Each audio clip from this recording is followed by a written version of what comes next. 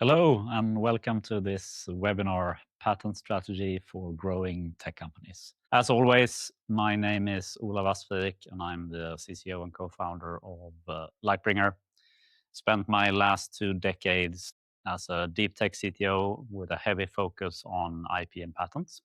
But as always, this is not legal counsel. What you will get here is business advice when it comes to IP. And you should see this as business advice. You need to combine it with legal advice. You should still have an attorney that advises you on the legal aspects of your company. With that said, let's get started. There is a core mindset shift that you need to have when it comes to patents and IP. And it's that it doesn't necessarily always protect the technology. Of course, patents is technology protection, but that is not what is the main goal of patents for your company. What you're actually protecting is the business. If you have no business, then you have nothing to protect. Technology without revenue or investment is completely unprotected.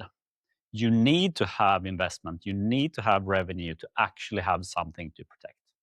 Otherwise, it's just a nice plaque you hang at home that you have a patent. It's not really useful for your company. So have that mindset shift in mind when we now go into this. You're protecting the business of your company, not specifically the technology. So what you're actually protecting is investor capital. Typically early on, investors need to see that you think about patents and IP for your company, because that's how they make sure that they get protection for their invested money. But you're also protecting any future revenue. And one of the major misconceptions is that just because you have a patent, you need to go away and sue someone. That is the absolute last thing that you should be doing. You need to have patents and a strong patent portfolio so you don't end up in court. Whether it's that someone else comes and says you're infringing on our patents, or that you actually have to take your single patent and try to go to court. The main thing you're actually protecting are your margins and your pricing power. Because as long as you have patent monopoly, you can basically set whatever margins you want. You can easily reach those 50, 60, 70% margin you want to have on your products. As soon as someone else goes in and builds a lookalike solution, your margins will crater. And I've been through this personally. The difference from having your own product being the sole on the market versus having competitors come in, even if they're a lot worse, your margins go down. And that is the main thing that you will be protecting with your portfolio. And a very important thing here is that the patent spend scales with money. It scales with the amount of investment you need to take in or you have taken in, and it scales with the revenue you have or the projected revenue that you will have. You will have completely different spend in your company if your projected revenue is $1 million versus $10 million or $100 million.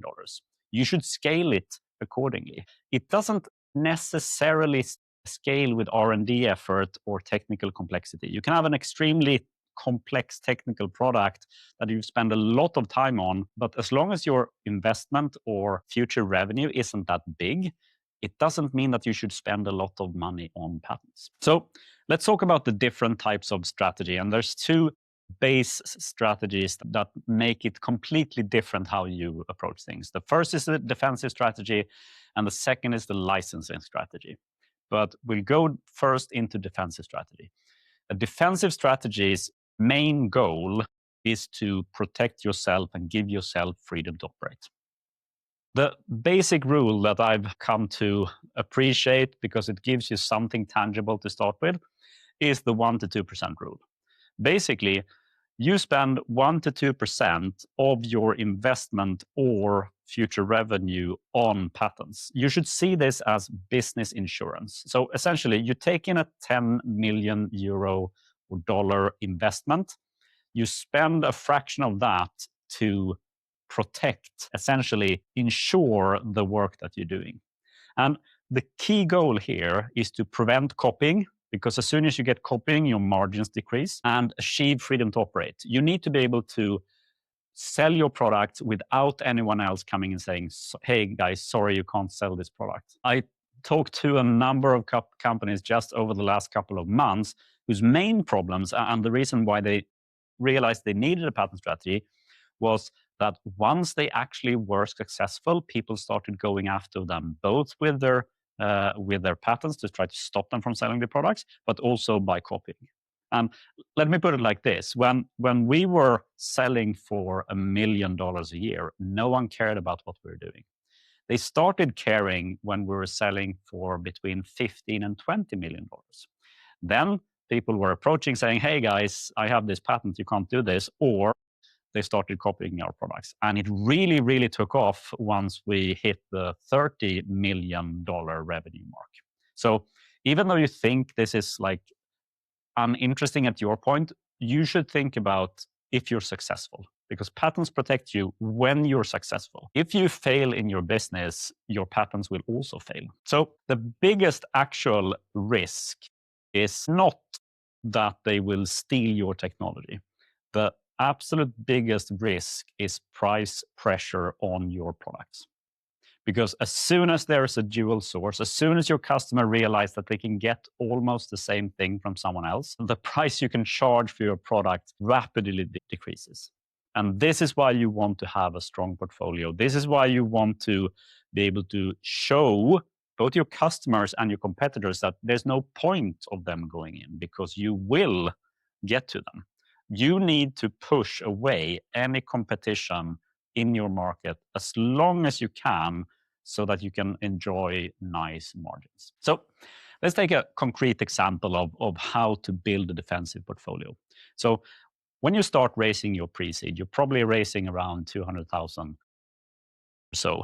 And that typically doesn't get you more than a single patent. And it's fine at that point, because you don't have a very large investment to protect, and you don't have a very large future revenue yet. But when you start getting your seed round, when a typical seed round in deep tech is somewhere around $5 million or euro, then you need to start spending it properly.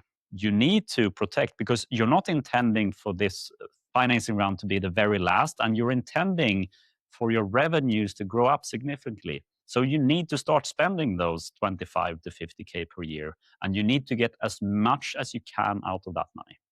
Again, it scales with investment and revenue, not how much time you spent developing the project or how difficult the technology was to get to. So it should scale with funding and revenue over time. So licensing is when you're actually not intending to build the product yourself, very likely because you're in a field where you can't realistically build the entire product. Two very common fields where you're essentially going licensing immediately is telecommunications and silicon. So semiconductors, anything that has to do with having extremely expensive production lines where you are maybe just a part of the flow. You can't own the entire thing. You can't have a defensive strategy. So you go for a licensing strategy instead. And when you're thinking a licensing strategy, you should think about the 10-to-1 rule. You have patents as your product. So your product is patents combined with know-how, likely combined with some kind of source code, and that is actually what you're selling.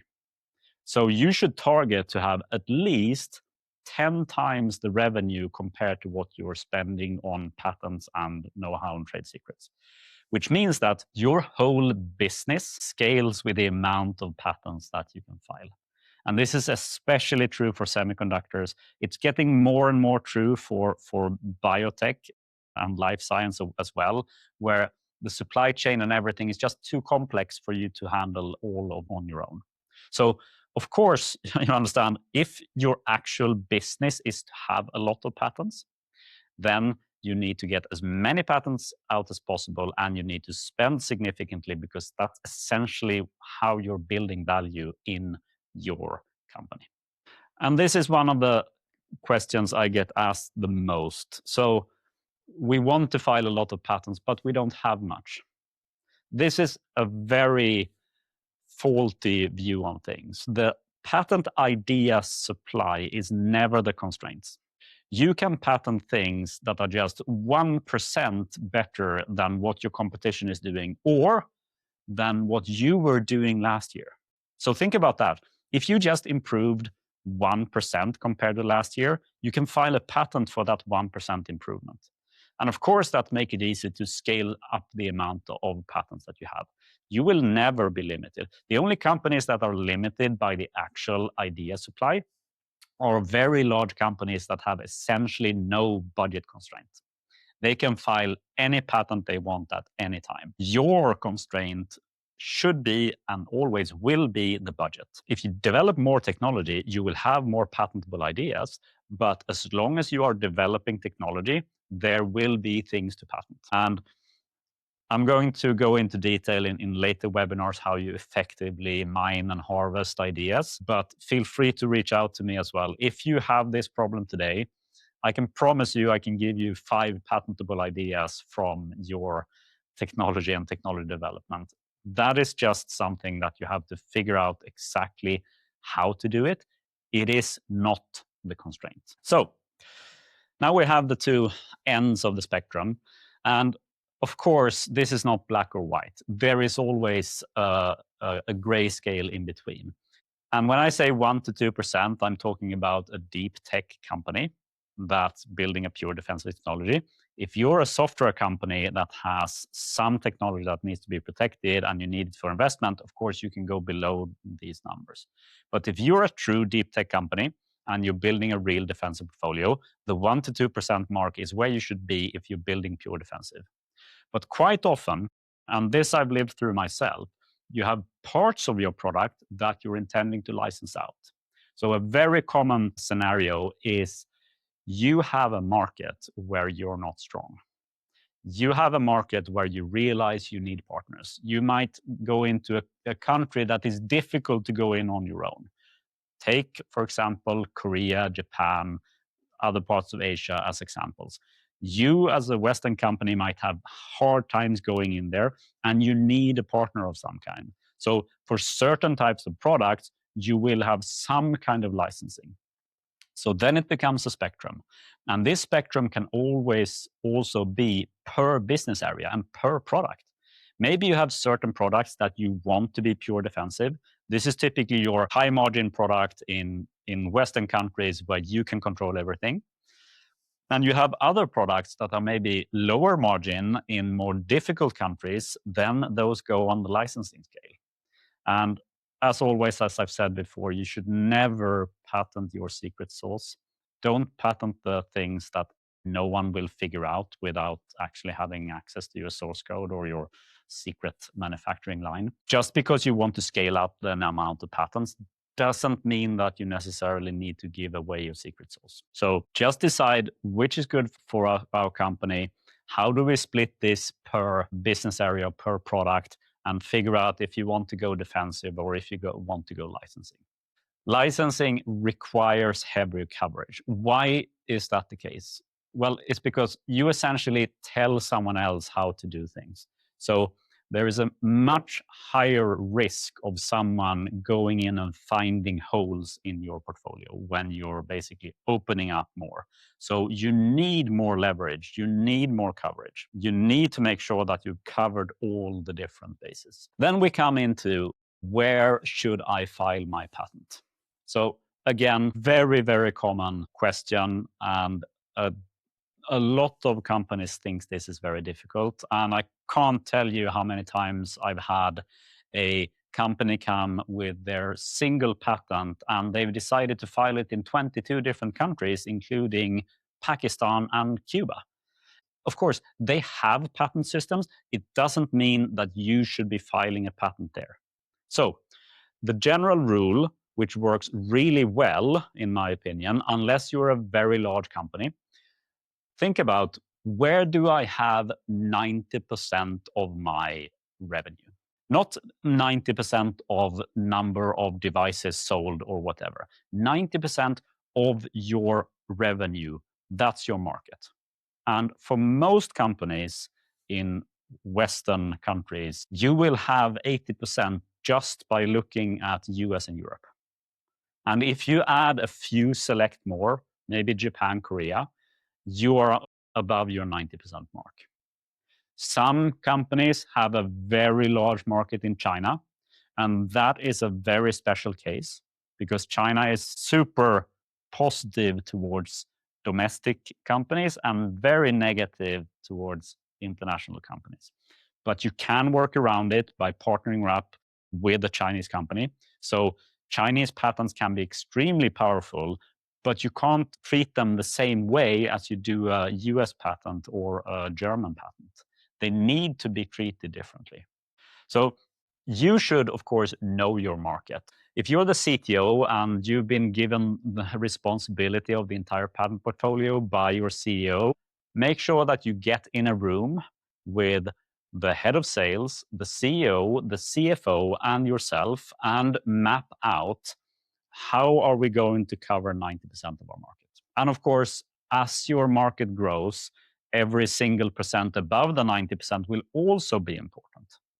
But if you go into too many countries early on, you will be wasting money that is likely better spent on other patents. Because a single patent can have the risk of being invalidated. It can have the risk of not actually covering the technology that you wanted to cover. There are so many things that can go wrong with a patent. You need to cover your bases. You need to bet on multiple horses.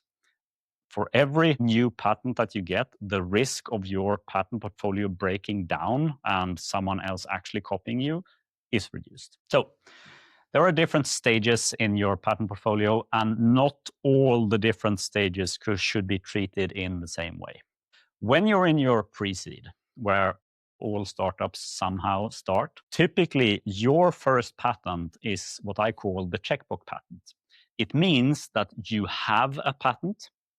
You typically file it very broadly. It gives you investor trust. It gives you freedom to operate. It signals a very seriousness to investors, but it isn't the solution to cover you for all time. It's the solution for getting from pre-seed to seed. Just as you have a proof of concept of your technology that is along the TRL scale somewhere, you have a patent that is on the scale of getting you to a good patent portfolio. You don't have a good patent portfolio with one patent.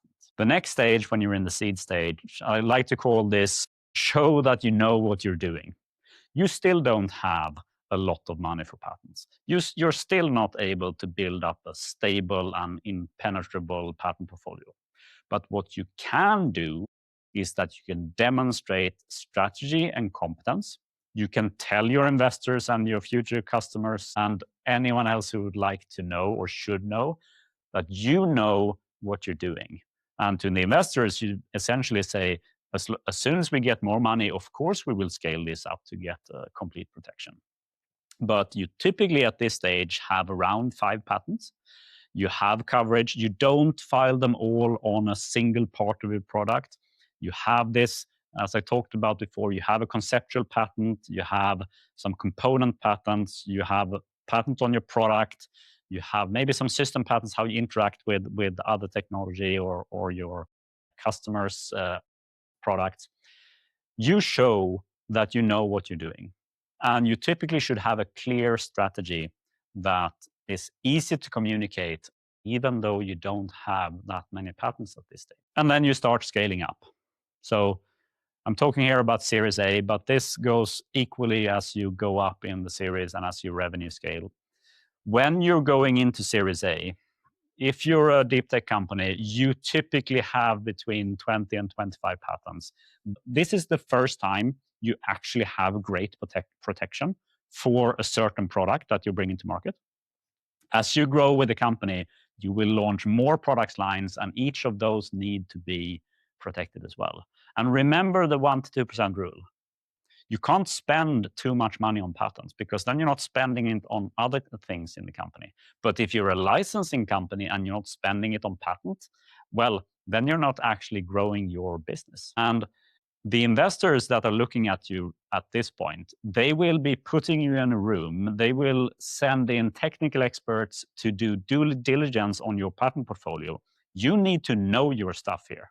If you come into this stage and you don't know exactly what the plans are with your patent portfolio and how you plan to scale it, they will not invest in you. And this is also where the CFO typically starts paying attention, because here it starts being a large cost. And the CFO's job is to make the most out of the budget that is allocated to patents. So if you're a licensing company, of course the CFO needs to be involved, because this is essentially how you scale the business long term. And if you're looking at an M&A exit, this is where a lot of the value in your company is going. So if we grow further, you start doing real business. You're not yet an enterprise, but you are scaling up. If you're building licensing, your portfolio size correlates with the value of your company if you're doing it correctly. If you're in semiconductors and you figured out a new way that goes into every foundry in the world, of course, the value of your company scales with the amount of IP and patents that you have. If you're on the defensive side, coverage is key. You need to make sure that there is no way through your patent defenses. You need to make sure that you have proper strategy, you have a good minefield or barrier to entry for your competitors. It's key that you're not filing too many patents on the same thing, but rather spread your defensives. And the goal for both of these is to protect the revenue and the margins. Thank you very much for today. I hope you enjoyed this webinar.